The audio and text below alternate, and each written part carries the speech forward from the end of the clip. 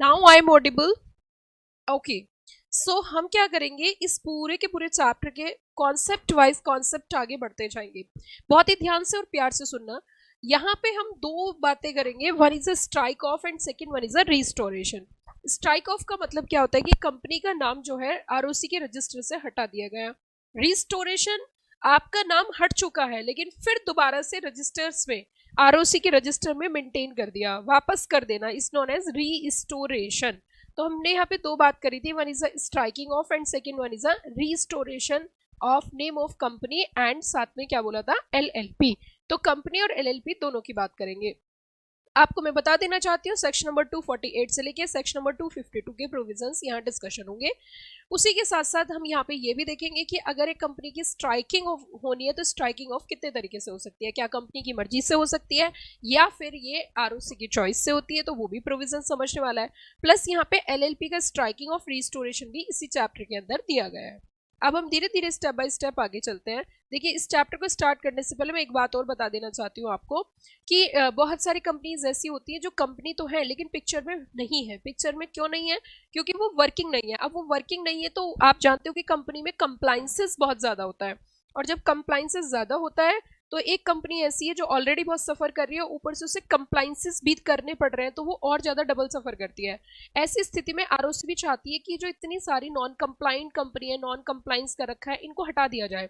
और अगर नॉर्मल तरीके से कंपनी को बंद किया जाता है तो वो पूरा एक प्रोसेस होता है, that is the winding up procedure. Winding up procedure को फॉलो करना पड़ता है। लेकिन हम यहाँ पे जो स्ट्राइकिंग ऑफ समझेंगे वो वाइंडिंग अप नहीं है, ये एक शॉर्टकट प्रोसेस है।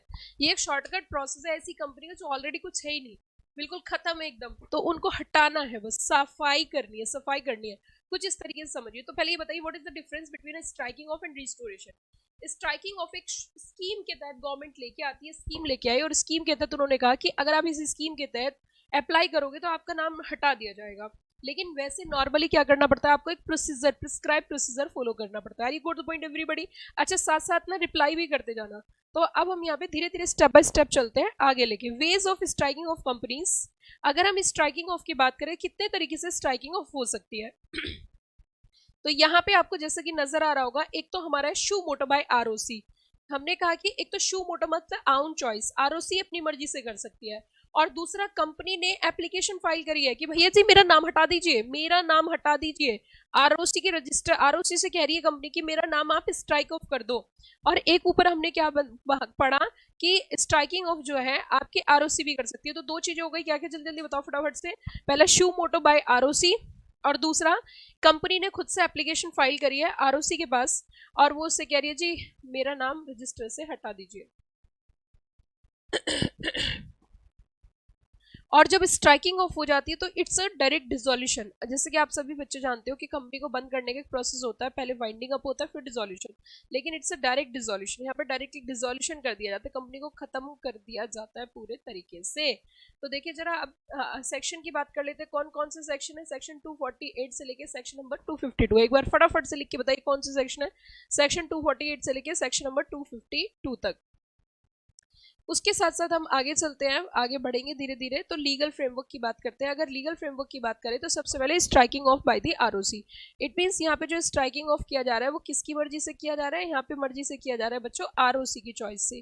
तो in case of existing company, अब आरओसी को क्या दिक्कत हुई, अचानक से आरओसी को क्या प्रॉब्लम हुई, आरओसी भाई तुझे क्या दिक्कत है, कि तुझे क्या प्रॉब्लम हुई। आरओसी कह रही है मुझे कुछ अता पता ही नहीं है इनका, मुझे इनका कुछ अता पता ही नहीं है। कि अता पता कैसे नहीं है, पिछले 2 साल हो गए सेक्शन 137 के तहत, 137 के तहत, 137 के तहत इन्होंने मुझे बताया तक नहीं। 137 जो है, 137 जानते हो कौन सा सेक्शन है, बता दो जल्दी फटाफट से, कम ऑन फास्ट जल्दी बताइए। सेक्शन 137 क्या कहता है? 137 एनुअल फाइलिंग की बात करता है। एनुअल फाइलिंग मतलब आपको कंपनी की इंफॉर्मेशन, कंपनी के फाइनेंशियल स्टेटमेंट मीटिंग होने के बाद फाइल करने थे आरओसी को। आपका 2 साल से अता पता ही नहीं है। आरओसी नाराज हो गई। आरओसी ने कहा एक बात सुन, अगर तेरे एनुअल फाइलिंग नहीं हुई ठीक है तो तुम मेरे पास सेक्शन 455 के तहत भी तो अप्लाई कर सकते थे। सेक्शन 455 के तहत भी तो अप्लाई कर सकते थे। कि वो क्या था कि वहां पे स्टेटस ले लेते डोरमेंट, अगर ज्यादा प्रॉब्लम चल रही थी। तुमने डोरमेंट स्टेटस भी नहीं लिया, तुमने पिछले 2 साल से फाइलिंग भी नहीं करी, 1 साल हो चुका है तुमने बिजनेस भी स्टार्ट नहीं किया, तुम हट जाओ, साइड हो जाओ। तुम्हें अब कंपनी चलाने का कोई अधिकार नहीं, हम तुम्हारा नाम हटाएंगे आरओसी के रजिस्टर से, स्ट्राइकिंग ऑफ करेंगे, स्ट्राइकिंग ऑफ करेंगे। तो देखिए जरा सुनिए, यहाँ पे इन्होंने कहा कि अगर कंपनी फेल हो जाती है, आप अपना स्टडी मटेरियल सामने रख सकते हो रिवाइज करने के लिए, पढ़ने के लिए, concept wise concept. Fail to commence its business within कितने साल, 1 ईयर फ्रॉम द इनकॉर्पोरेशन, या फिर उसने पिछले 2 साल से, प्रीसीडिंग 2 years से, नॉट कैरिंग एनी बिजनेस और operation for a period of 2 immediately preceding financial year, has not made any application for obtaining the status of dormant company, ये भी नहीं किया। और उसी के साथ साथ subscriber to the memorandum not paid subscription declaration to this effect, कितने दिन के अंदर, 180 डेज के अंदर। और ये पता चला, reveal after physical verification company is not carrying on any business और ऑपरेशन। अब भैया हुआ क्या कि आरओसी ने वेरिफिकेशन कराया और पता चला, फिजिकल वेरिफिकेशन कराया, वहां तो कोई कंपनी वंपनी कुछ है ही नहीं, वहां तो कोई बिजनेस ही नहीं चल रहा। तो ऐसी स्थिति में आरओसी अपनी मर्जी से, लेकिन इसमें मैं एक पॉइंट ऐड करना चाहूंगी, जब भी कभी स्ट्राइकिंग ऑफ आरओसी करेगी तो एब्सोल्यूट राइट नहीं है आरओसी का, आरओसी का अपना एब्सोल्यूट राइट नहीं है। आरओसी को पहले नोटिस देना पड़ेगा। आरओसी नोटिस किसे देगी, आरओसी नोटिस देगी कंपनी को, और कंपनी से बताएगी कि हम तुम्हारी स्ट्राइकिंग ऑफ करने जा रहे हैं, अब तुम देख लो, तुम्हारी मर्जी है। और नोटिस देने का पर्पस होता है opportunity of being heard, it means अपनी बात कहने का पूरा मौका दिया जाएगा, पूरा उसको अपॉर्चुनिटी दी जाएगी कि आप अपने पक्ष में क्या कहना चाहते हो। और उसके बाद ही क्या किया जाएगा, आपका नाम स्ट्राइकिंग ऑफ किया जाएगा। और नोटिस में बोलेंगे आपका नाम स्ट्राइकिंग ऑफ कर रहे हैं, स्ट्राइक ऑफ ना करे, आपके पास कोई रीजन है, अगर आप हमें संतुष्ट कर देते हो, आरओसी बोल रही है अगर तुम मुझे संतुष्ट कर देते हो तो तुम्हारा नाम स्ट्राइकिंग ऑफ नहीं होगा। तो ये फर्स्ट पॉइंट था बच्चे, स्ट्राइक ऑफ बाय आरओसी। अब दूसरी पॉइंट की ओर चलते हैं, स्ट्राइकिंग ऑफ बाय कंपनी। अगर स्ट्राइकिंग ऑफ बाय कंपनी की बात करें तो कंपनी खुद से एप्लीकेशन लगाती है, कंपनी खुद से अप्लाई करती है कि भैया जी मेरा नाम तो रजिस्टर से हटा दीजिए। लेकिन अब यहाँ पे एक डाउट हो गया, कि डाउट क्या हो गया, कि कहीं ऐसा तो नहीं कंपनी अपने लोन रिपे करने की वजह से, या किसी से उसने उधार ले रखा उसको ना देने की वजह से मुंह छुपाना चाहती है, और कंपनी अपना नाम रजिस्टर से हमेशा हमेशा के लिए हटवाना चाहती है। क्या ऐसी कोई सिचुएशन तो नहीं है, क्या ऐसी कोई स्थिति तो नहीं है। तो इस चीज को समझने के लिए रिक्वायरमेंट क्या रखी, striking off under chapter this,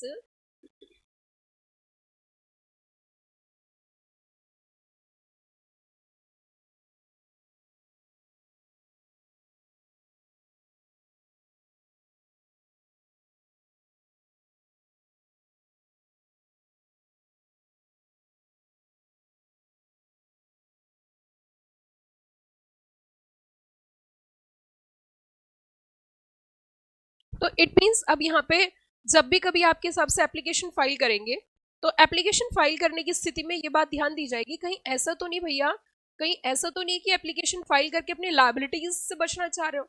तो इस स्थिति में ध्यान में रखते हुए वो पता है क्या रिक्वायरमेंट है, कि अगर आपको एप्लीकेशन फाइल करनी है तो एप्लीकेशन फाइल करने की कंडीशन क्या रहेगी। तो एप्लीकेशन फाइल करने की कंडीशन ये रहेगी, कंपनी में file application after extinguishing all it's liability by passing a SR, और कंसेंट लेगी 75% of its members in term of paid up capital.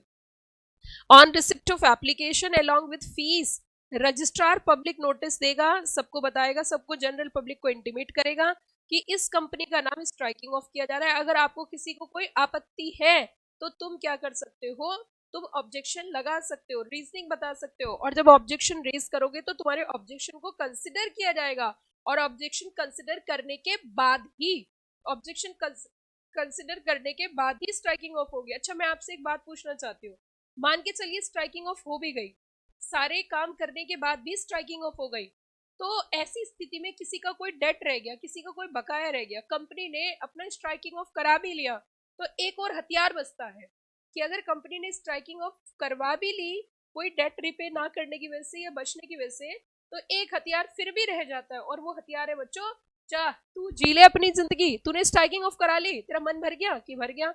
अब तू क्या सोच रही है कि तेरा नाम अगर रजिस्टर से एक बार, अगर रजिस्टर से कंपनी का एक बार नाम हट गया तो अब हमारा राइट नहीं बचा, कि नहीं बचा, क्योंकि जब रजिस्टर में नाम ही नहीं है कंपनी का तो कंपनी एग्जिस्ट नहीं करती, और कंपनी एग्जिस्ट नहीं करती तो आप डेट क्लेम नहीं कर सकते। तो यहाँ पे है उन्होंने कहा तुम डालो तो हम पात पाते हैं भाई, सब रिस्टोरेशन हो जाएगा, जो कि हम अगले पड़ाव में पढ़ने वाले हैं।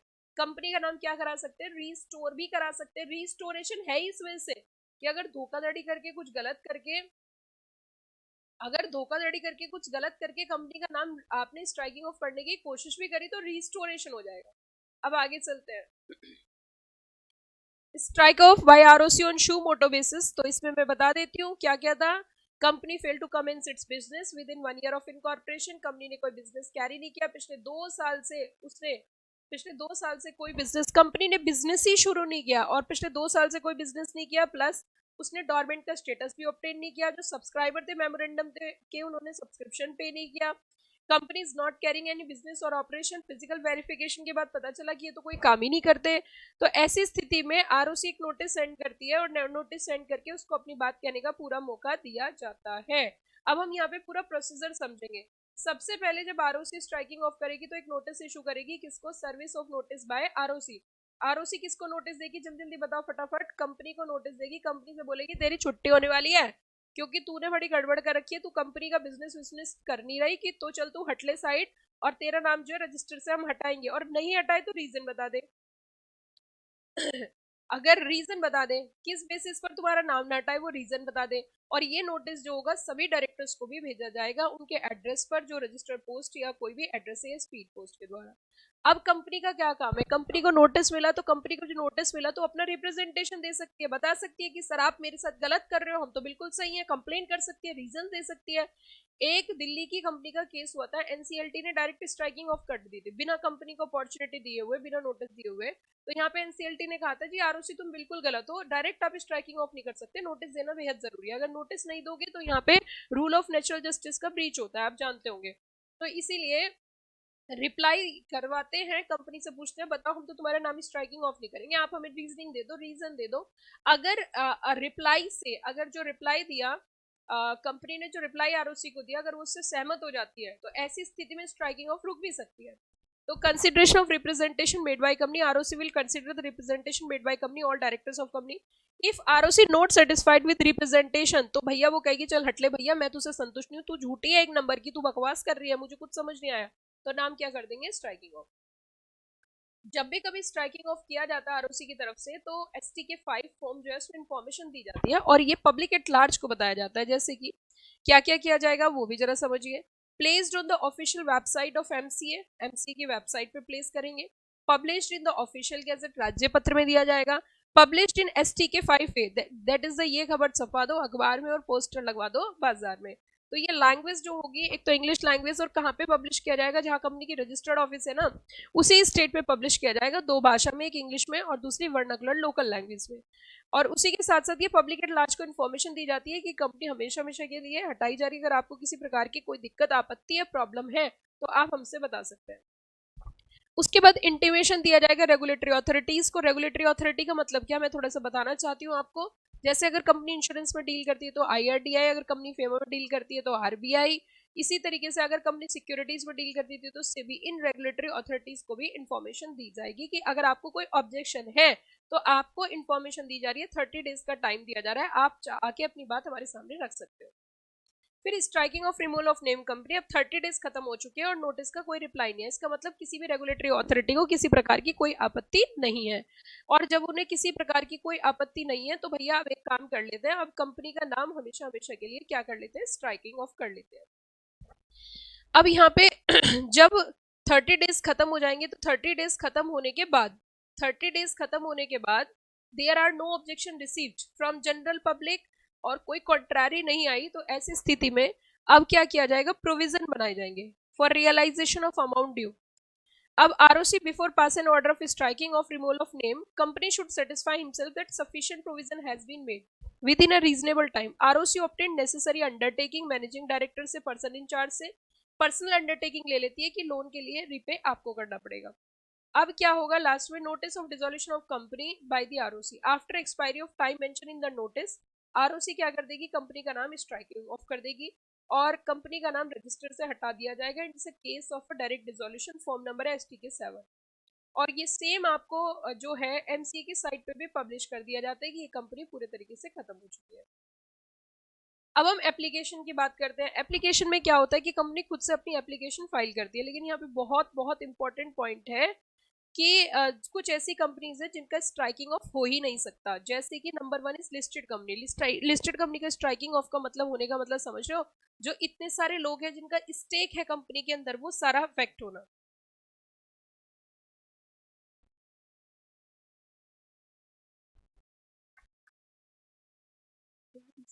कपड़ा उड़ा।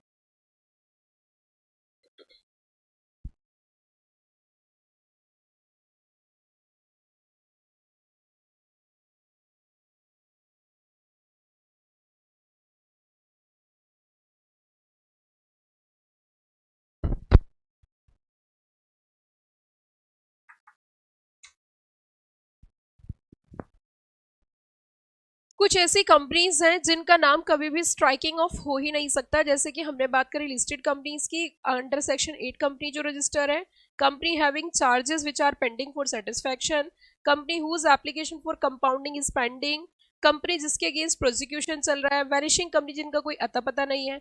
ऐसी कंपनीज जो डिलिस्टेड है, डिलिस्टिंग क्यों हुई है उनकी, ड्यू टू नॉन कंप्लाइंस, उनको भी ऐसे डायरेक्टली मैं बता देना चाहती हूँ, उनको डायरेक्टली ऐसे नहीं स्ट्राइक ऑफ हो सकता, क्योंकि जो डिलिस्टेड कंपनीज होती हैं वहां पे जो इन्वेस्टर्स होते हैं जिन्होंने शेयर्स ले रखे हैं उस कंपनी में, उनको एग्जिट ऑप्शन दिया जाता है। अगर कंपनी की डीलिस्टिंग हो जाएगी तो उनको एग्जिट ऑप्शन नहीं दिया जाएगा। ऐसी कंपनी जिसका 206, 207, 208 मतलब कंपनी के खिलाफ इन्वेस्टिगेशन ऑर्डर आ चुका है, या फिर कंपनी ने पब्लिक डिपॉजिट एक्सेप्ट किए हैं लेकिन डिफॉल्ट कर रखा है रीपेमेंट में, कंपनी को नोटिस आ गया है कंपनीज एक्ट 2013 के 206, 207 के तहत, ये सारी चीजें।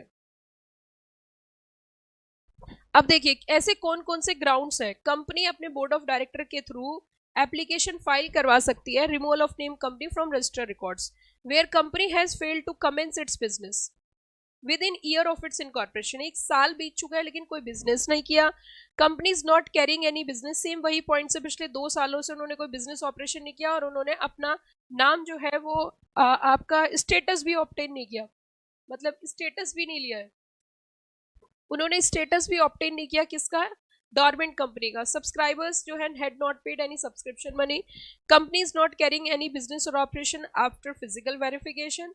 तो यहाँ पे before making application to the ROC removal of name, BOD जो होंगे वो सारे स्टेप्स लेंगे।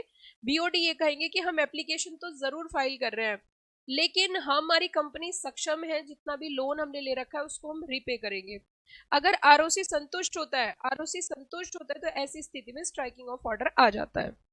Company shall not make application for striking off company for any time in the previous 3 months company has done any of the mention below. अगर पिछले 3 महीने में आपने इनमें से कुछ भी काम किया है तो भी आपका नाम स्ट्राइकिंग ऑफ के लिए नहीं जा सकता। क्या क्या, अगर कंपनी ने अपना नाम चेंज किया है, कंपनी ने अपना रजिस्टर्ड ऑफिस एक स्टेट से दूसरे स्टेट में शिफ्ट किया है, कंपनी ने अपनी प्रॉपर्टी डिस्पोज ऑफ करी है, कंपनी किसी नई एक्टिविटी में एंगेज हुई है, कंपनी ने एप्लीकेशन फॉर कॉम्प्रोमाइज फाइल करी है, कंपनी ने वाइंडिंग अप के लिए अप्लाई किया है इंसॉल्वेंसी के तहत, तो ऐसी स्थिति में ड्रामा थोड़ी ना, एक तरफ आप इंसॉल्वेंसी की तरफ जा रहे हो, एक तरफ आप स्ट्राइकिंग ऑफ करा रहे हो। अब यहाँ पे हम प्रोसीजर पढ़ते हैं कि क्या प्रोसीजर रहेगा अगर आप एप्लीकेशन फाइल करते हो किसको, आरओसी को। तो देखिए सबसे पहले बोर्ड मीटिंग कॉल की जाएगी। बोर्ड मीटिंग इसलिए कॉल की जाती है क्योंकि बिना स्पेशल रिजोल्यूशन के आपका काम नहीं हो पाएगा, और बोर्ड मीटिंग में ना बोर्ड रिजोल्यूशन पास किया जाएगा और एक्स्ट्राऑर्डिनरी जनरल मीटिंग की डेट टाइम वेन्यू फिक्स की जाएगी। उसके बाद जब बोर्ड रिजोल्यूशन पास हो जाएगा और कंपनी की लाइबिलिटी सेट ऑफ कर देंगे, पे ऑफ कर देंगे, तो डायरेक्टर जो होगा कंपनी का साइन करेगा, एग्जीक्यूट करेगा क्या, indemnity bond duly notarise by every director, और डायरेक्टर अगर फॉरेन नेशनल है तो उससे भी डॉक्यूमेंट नोटरी कराई जाएगी। Company should get statement of accounts in S T 8 की of the assets and liability up to date not more than 30 days before the date of application, और ये सर्टिफाई करने आपको अकाउंट सर्टिफाई कराने accounts किससे, chartered accountant से। उसके बाद जनरल मीटिंग कंडक्ट होगी। जनरल मीटिंग का डेट टाइम वेन्यू फिक्स हो चुका है। अब जनरल मीटिंग में पास किया जाएगा स्पेशल रिजोल्यूशन, फॉर्म फाइल किया जाएगा MGT 14, अप्रूवल ली जाएगी अथॉरिटी से, एप्लीकेशन फाइल होगी रिमूवल ऑफ नेम के लिए।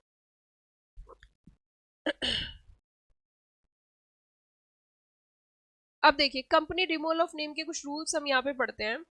Company shall not file application unless it has filed overdue financial statement under 137 या annual return. In case of company intend to file application, action under subsection 248 is to be taken. All pending financial statements.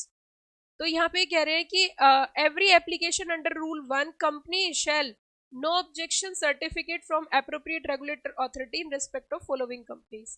मतलब अगर ये सब companies है तो आपको क्या लेना पड़ेगा, सर्टिफिकेट लेना पड़ेगा। जैसे कि एनबीएफसी में अगर आप बिजनेस कैरी ऑन करते हो, या फिर आपका जो है हाउसिंग फाइनेंस है, इंश्योरेंस कंपनीज हैं, कैपिटल मार्केट में, तो रेगुलेटरी अथॉरिटी से भी आपको अप्रूवल लेनी पड़ेगी।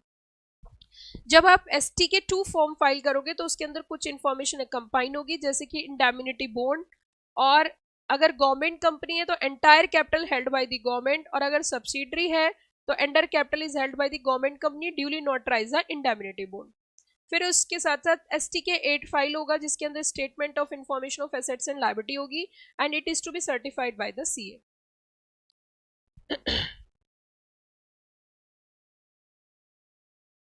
कई बार क्या होता है कि आपने अपनी तरफ से जो भी इंफॉर्मेशन थी वो फाइल करी किसको, ROC को, लेकिन ROC आपकी इंफॉर्मेशन से सेटिस्फाइड नहीं है, क्योंकि जो फाइनेंशियल स्टेटमेंट आपने भेजे हैं वो उससे संतुष्ट नहीं है। Where registrar on examine the application made under STK2 find it necessary to call for further information or find such application document annexed therewith is defective है या फिर क्या है, incomplete है, he shall inform to applicant to remove the defects and resubmit the complete information। अब आपने क्या करा, रीसबमिशन भी कर दिया फॉर्म को, तो रजिस्ट्रार फाइंड दैट फॉर्म और डॉक्यूमेंट इज डिफेक्टिव और इनकम्प्लीट है, तो फिर फर्दर 15 डेज का टाइम और दिया जाता है कि आप इस डिफेक्ट जो है रिमूव कर दो। उसके बाद मैनर ऑफ एप्लीकेशन में बता देती हूँ। रूल 5 में मैनर ऑफ एप्लीकेशन दिया है, application in form STK2 shall be signed by director duly authorised by board. Where director concern does not have registered digital signature, तो फिजिकल कॉपी ऑफ फॉर्म, आपके पास अगर रजिस्टर्ड सर्टिफिकेट नहीं है तो physical form पे साइन करवाएंगे।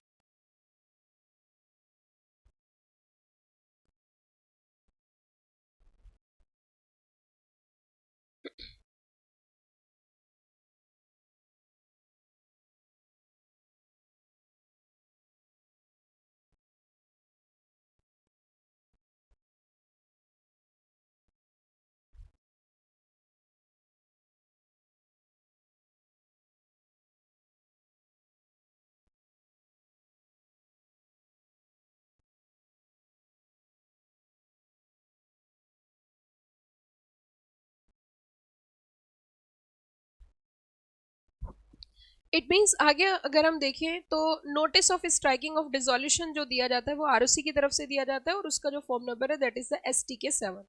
STK7 में ही ये नोटिस दिया जाता है। अब हम liabilities of directors, managers, officers and members to be continue. मुद्दा ये उठता है कि अगर आपने STK के आपने स्ट्राइकिंग ऑफ करा भी ली तो क्या जो डायरेक्टर है, मैनेजर है, ऑफिसर्स है, उनकी लाइबिलिटी खत्म हो जाएगी या कंटिन्यू रहेगी। तो यहाँ पे ये कहते हैं भैया ये आपकी कंपनी चाहे खत्म हो जाएगी लेकिन आपकी लायबिलिटी कंटिन्यू रहेगी। Liability if any every director officer who was exercising any power of management, जो भी मैनेजमेंट में कोई भी पावर एक्साइज कर रहे थे, every member of company dissolve under this shall continue and may be enforced if company has not been dissolve. अब form number देख लीजिए, अगर आप इसमें फॉर्म नंबर देखोगे तो STK1 है। STK1 में क्या दिया गया है, नोटिस दिया गया है, notice bye ROC for removal of name of company, ठीक है। और उसी के साथ साथ अगर हम थोड़ा सा आगे बढ़े, STK2 में क्या होता है, STK2 में कंपनी अप्लाई करती है ROC को कि मेरा नाम हटा दो। STK3 में इंडेमिनिटी बॉन्ड फाइल किया जाता है, इंडेमिनिटी बॉन्ड फाइल किया जाता है जब हम एप्लीकेशन फाइल करते हैं। STK4 में एफिडेविट दिया जाता है कि हाँ डायरेक्टर्स पर्सनली लायबल होंगे डेट्स के लिए। STK5 में पब्लिक नोटिस जाता है ROC की तरफ से, इंफॉर्मेशन पब्लिक एट लार्ज को दी जाती है। फिर उसी के साथ STK5A में भी पब्लिक नोटिस जाता है, STK6 में इंफॉर्मेशन होती है, और STK7 में क्या किया जाता है, नोटिस ऑफ स्ट्राइकिंग ऑफ। ये थे आपके फॉर्म नंबर्स जो कि टोटल फॉर्म नंबर्स है। अब यहाँ पे स्ट्राइकिंग ऑफ तो खत्म हो जाती है लेकिन मुद्दा उठता है रीस्टोरेशन का। अब ये रीस्टोरेशन का मतलब क्या है, जो नाम स्ट्राइक ऑफ हो चुका था वो दोबारा से फिर वहीं पे डाला जा रहा है। जो नाम आपका स्ट्राइक ऑफ हुआ था वो फिर दोबारा से क्या किया जा रहा है, आपका रीस्टोर किया जा रहा है। तो ROC suo motu after issuing notice striking of name of company, it may also happen name of company may struck off from the register even though company is a active company due to non-filing reply to be said. In such a case, director of company have no option but approach to NCLT। अब ये जो restoration की power है ये ROC की नहीं है, restoration की पावर बच्चों एनसीएलटी की है, by making appeal for restoration of name of company. अब मान के चलो कोई कंपनी चलती चलाती है, लेकिन आरओसी को गुस्सा आया। अब आरओसी को गुस्सा आया तो आरओसी ने उसका नाम स्ट्राइक ऑफ कर दिया। कंपनी ने नोटिस भी का रिप्लाई भी दिया, लेकिन वो कह रही है मैं तुम्हारे नोटिस से के रिप्लाई से सेटिस्फाइड नहीं हूँ, मैं तो तुम्हारे कंपनी के नाम को हटाऊंगी, तुमसे जो वो कर लो। और उन्होंने क्या किया, नाम डिलीट भी कर दिया, स्ट्राइक ऑफ कर दिया। कंपनी कहने लगी यार हमारा तो बिजनेस बंद कर दिया उन्होंने स्ट्राइकिंग ऑफ करके, अब क्या करें। तो यहाँ पे क्या किया जाता है कि आप रिस्टोरेशन के लिए एनसीएलटी को अप्लाई कर सकते हो। Appeal to NCLT against the order of ROC to NCLT for restoration of name. तो यहाँ पे आरओसी में file an appeal before tribunal, how many years, 3 years, मतलब 3 साल तक का आपके पास टाइम होता है। जब आपका नाम स्ट्राइकिंग ऑफ हुआ तो 3 साल के अंदर आप अपील कर सकते हो आरओसी के ऑर्डर के अगेंस्ट। और ट्राइब्यूनल को अगर ऐसा लगता है कि इस कंपनी के साथ गलत हुआ है, बिना किसी वैलिड ग्राउंड के यहाँ पे ऑर्डर पास हुआ है, तो एनसीएलटी फटकार लगाती है आरओसी को, आरओसी तूने बिना किसी रीजन, बिना किसी वैलिड ग्राउंड के इसका नाम स्ट्राइकिंग ऑफ कर दिया, रिस्टोर करिए इसको, तो मैं पास ऑर्डर फॉर रिस्टोरेशन। और हाँ, लेकिन जब एनसीएलटी ऑर्डर पास करती है तो आरओसी को भी अपनी बात कहने का पूरा पूरा मौका दिया जाता है। आप जो कहना चाहते हो वो कह सकते हो, आप अपना पक्ष भी रख सकते हो। अब आगे चलते हैं। अब देखिए, कई बार कंपनी बहुत चालाक होती है, कंपनी अपने सारे काले छिट्टे छुपाने की वजह से, जो कंपनी का प्रमोटर था वो काले छिट्टे छुपाने की वजह से क्या करता है कि कंपनी का स्ट्राइकिंग ऑफ करा देता है। और वो कहता है ना रहेगी बांस और ना रहेगी बांस, ना रहेगा बांस ना बजेगी बांसुरी। अरे जब कंपनी ही नहीं रहेगी तो फिर कोई अप्लाई क्यों करेगा। तो आरओसी में within a period of how many years, 3 years from the date of passing order dissolving the company, file an application to tribunal seeking restoration. Sir इसका नाम रिस्टोर करो, इसके अगेंस्ट तो डेट क्रिएट कर रखा है, इसने तो लोगों के पैसे लेके भागा हुआ है और इसका नाम स्ट्राइकिंग ऑफ हो गया, तो ऐसी स्थिति में रिस्टोरेशन होता है। तो application to NCLT for restoration of name of company by any member और क्रेडिटर और वर्कमैन। तो कौन कौन कर सकते हैं, एनी मेंबर, कोई भी क्रेडिटर या कोई भी वर्कमैन। ट्राइब्यूनल को जब एप्लीकेशन फाइल की जाएगी कंपनी की तरफ से,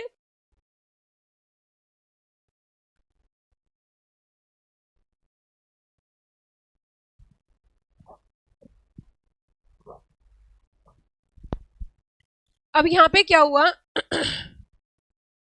अब यहाँ पे क्या हुआ, कई बार क्या होता है कि ये तो एब्सोल्यूट पावर दी गई है किस किस की, क्रेडिटर्स की, मेंबर्स की और वर्कमैन की।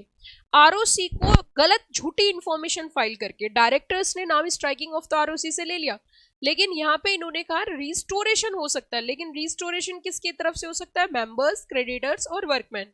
ट्राइब्यूनल को जो एप्लीकेशन फाइल किया इनमें से किसी ने भी, तो वो क्या करेंगे, बिफोर एक्सपायरी ऑफ 20 ईयर्स, 20 साल तक का टाइम है ये देख लीजिए, 20 years before expiry of 20 years from publication in official gazette notice of dissolution, if satisfied that, क्या किस चीज का सेटिस्फेक्शन था कि company was at the time of name struck off carrying on business and operation, जब नाम हटाया गया कंपनी का काम चल रहा था। और उसी के साथ साथ ट्राइब्यूनल में pass order give direction make provision as deem fit, ये तो उधार देने की वजह से इन्होंने नाम स्ट्राइकिंग ऑफ में लेके गए।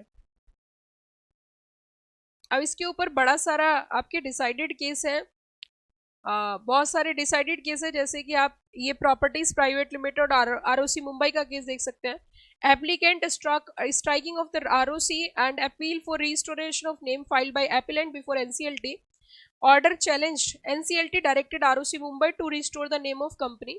यहाँ पे आरओसी ने को बोला गया था कि आप इनका नाम रिस्टोर करिए, और ये 2023 का एक जजमेंट है जहाँ पे it is difficult what circumstances company petition was allowed and restoration of name. तो यहाँ पे बड़ी सारी बात हुई थी और जानबूझ के क्लेम से बचने के लिए इन्होंने कंपनी का नाम स्ट्राइकिंग ऑफ कराया था, ये जस्ट आप रीड कर सकते हो। अब हम बात करेंगे बच्चों एलएलपी की। क्या एलएलपी का भी स्ट्राइकिंग ऑफ हो सकता है, striking off the name of LLP from the register of LLP. आप जैसे कि जानते हो आरओसी दोनों चीजों को मेंटेन करती है, कंपनी की इंफॉर्मेशन भी और उसी के साथ साथ आपकी एलएलपी की भी। तो similar to the provision section 248, इसी तरीके से जो आपका सेक्शन नंबर 75 एलएलपी का और partnership act read with rule 37, इसके तहत स्ट्राइकिंग ऑफ होती है। अब यहाँ पे भी एप्लीकेशन फाइल की जाती है स्ट्राइकिंग ऑफ के लिए, और इसके लीगल फ्रेमवर्क की बात कर लेते हैं। तो सेम एज यूजुअल बिल्कुल ऐसा ही है, आरओसी शूमोटो पे कर सकती है और सेम पॉइंट है, मतलब कोई डिफरेंस नहीं है, एक पॉइंट का भी डिफरेंस नहीं है, एज इट इज बिल्कुल वही है जैसे हमने कंपनी के पॉइंट ऑफ व्यू से पढ़ा था, सेम वही। और यहाँ पे एलएलपी भी खुद से अप्लाई कर सकती है स्ट्राइकिंग ऑफ, तो same as it is to copy है, कोई डिफरेंस नहीं है दोनों के अंदर, एज इट इज सेम है।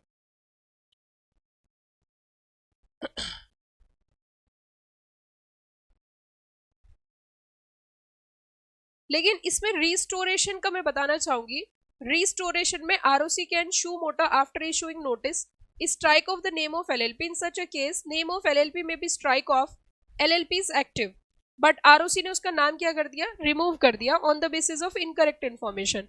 तो यहाँ पे no relief provided under LLP act to restore the name of LLP in the register. Hence, partners of LLP have approached jurisdiction to the High Court by filing a writ petition. मतलब ये NCLT के पास नहीं जा सकते, जो main difference था, उनको writ petition ही file करनी पड़ेगी कॉन्स्टिट्यूशन ऑफ इंडिया के तहत, और वो रिट पिटिशन फाइल करके रिस्टोरेशन ले सकते हैं, ना कि कंपनी की तरह। कंपनी की तो आप एनसीएलटी में जा सकते हो, लेकिन यहाँ एनसीएलटी को अप्रोच नहीं कर सकते, आप हाई कोर्ट को रिट पिटिशन फाइल कर सकते हो रिस्टोरेशन के लिए। बच्चों ये था आपका एक छोटा सा chapter, striking off and restoration of name of company, जो कि यहाँ पे आके क्या हो गया है, खत्म हो गया है। Anybody having any doubt?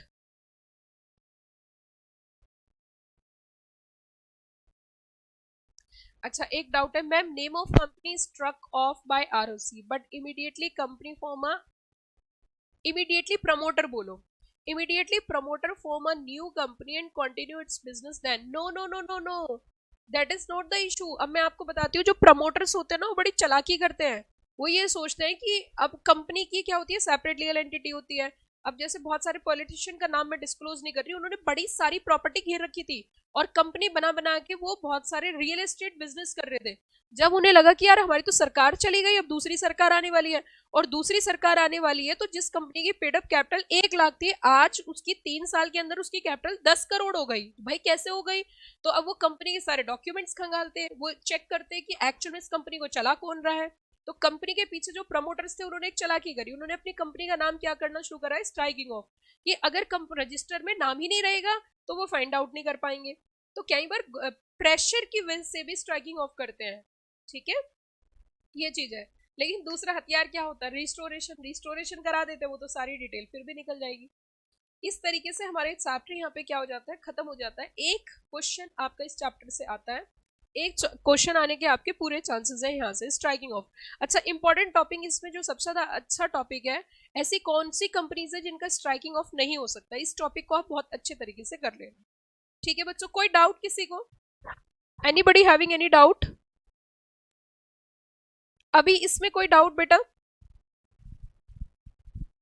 इसमें किसी को कोई डाउट इस चैप्टर के अंदर स्ट्राइकिंग ऑफ?